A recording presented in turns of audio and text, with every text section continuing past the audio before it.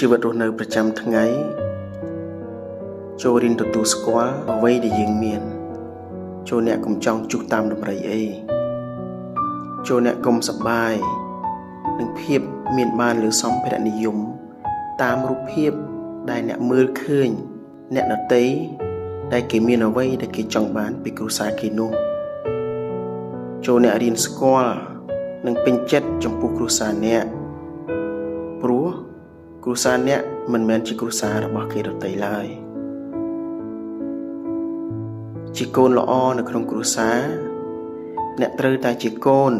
ដែលចេះរស់នៅនិងចេះជួយសម្រាលទម្ងន់ទុក្ខឪពុកម្ដាយ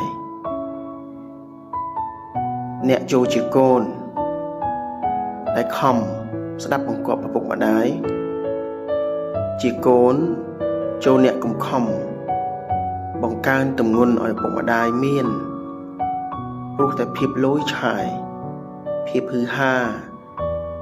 ដែលអ្នកចង់ធ្វើខ្លួននៅដូចជាកូនគេនៅក្នុងគ្រួសារដទៃឡើយសេចក្តីសុខដែលមានពិតប្រាកដកើតចេញពីការយល់ដឹងអំពីភាពរស់នៅជាក់ស្ដែងនៅក្នុងបញ្ហាជីវិតគ្រួសារប្រចាំថ្ងៃការចូលរួមចំណែកសម្រាលទុក្ខរបស់ពុកម្ដាយអ្នកអាចធ្វើឲ្យគាត់រីករាយបានដោយមិនបង្កើនទម្ងន់បញ្ហានិងបន្ទុកនានាឲ្យឪពុកម្ដាយចូលកូនទទួលស្គាល់ខ្លួនយើងគ្រួសារយើងដោយពេញចិត្ត